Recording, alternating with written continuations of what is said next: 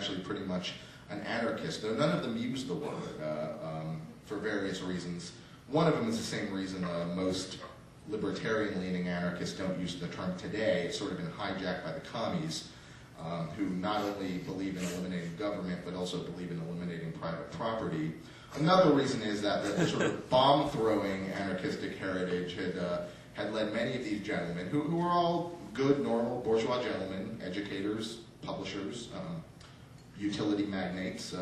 These were not people on the margins of society in their profession, only in their ideas. To them, anarchy meant, you were a bomb thrower out to destroy the basis of civilization, which these men didn't want to do. These men believed that the real basis of civilization was not government, but free voluntary cooperation in the market, and that's what they believed in.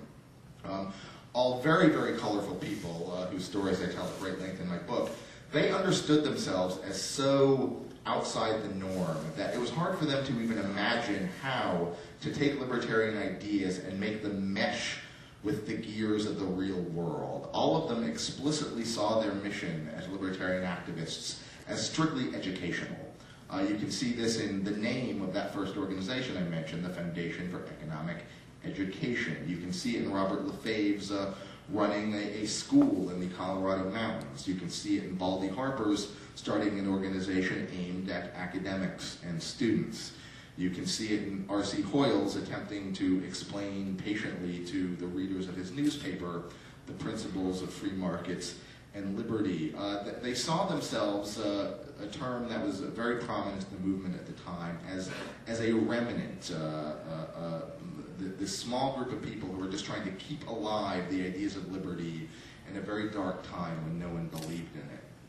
And this sort of leads me into what the Libertarian Party uniquely brought to the larger libertarian movement. The Libertarian Party per se doesn't come into my book's story until chapter 7, but when it did, it really brought something completely new because it was the first libertarian action group that was not just about education, that actually tried to take libertarian ideas and make them mesh with the gears of the real world, in this specific case, with the wheels of electoral politics.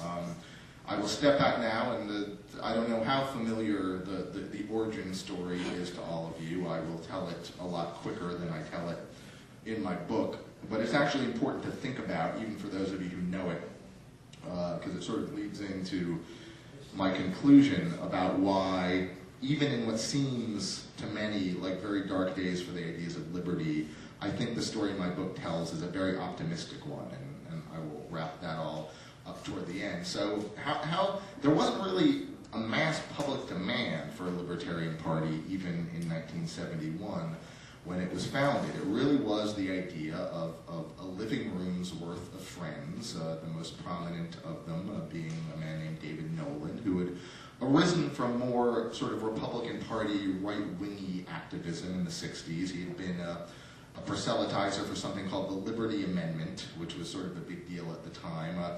I love to talk about the Liberty Amendment because it's a great little one-shot explanation of how weird things have gotten with American politics. What the Liberty Amendment, which never ended up passing, would have done in essence was it was a move for a constitutional amendment that would have stated that the government can only do those things that is explicitly empowered to do in the Constitution. Rather strange that we needed to have an amendment to say that, but that's kind of where we are today. So that's where David Nolan came from. In his efforts in the 60s pushing for this idea, he had gathered something of vital importance in the pre-internet age. He had gathered a mailing list of people who had signed up whenever he'd appeared on some college campus or at a meeting of the Young Americans for Freedom, a group that back in the 60s had a much larger libertarian contingent than it does today. That libertarian contingent split off from them in 1969 in a particularly colorful and actually violent way in a story that is told in the book, and I will not ruin here, but it involved the burning of a facsimile draft card and a lot of punches, a lot of screaming, and some people having to be sort of bodyguarded out of the room as a bunch of angry young right-wingers tried to tear them to shreds. At any rate, David Nolan had been through all this, But he still considered himself a Republican until Richard Nixon. And specifically till this day in 1971, when in one day, and I believe it was in March, the date's in my book, Richard Nixon both imposed wage and price controls on the American economy and completely separated the United States from any attempt to honor its vows, which it had already stopped honoring to Americans, to redeem its dollars in gold. At this point, Mr. Nolan realized that there was no room for someone of libertarian sympathies in the Republican Party, and he thought that people who believed as he did needed their own party. And thanks to his mailing list, thanks to placing ads in a bunch of very tiny circulation mimeographed magazines, including Reason, the one that I now work for, which back then was only about 2,000 circulation, he managed to gather 80 or 90 people to the first convention of the National Libertarian Party, which was held in 1972 in Colorado. One of the people at that convention is a guy named Ed Crane, who later went on to found the Cato Institute, which is a pretty great libertarian success story. It started as nothing, as most things do, and is now a $22 million a year organization in Washington.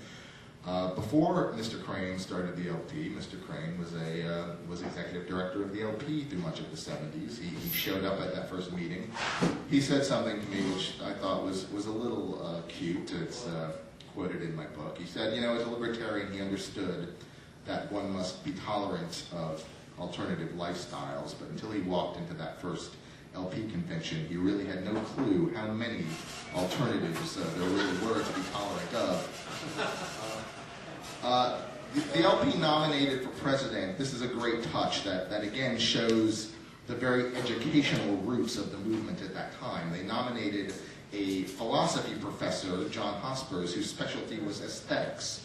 And his vice presidential candidate was a woman who had shown up at the convention actually as a journalist, merely expecting to cover it, a woman named Theodora Twinney Nathan. She so impressed the delegates with her perspicacious and intelligent talking on the floor that she ended up as a vice president.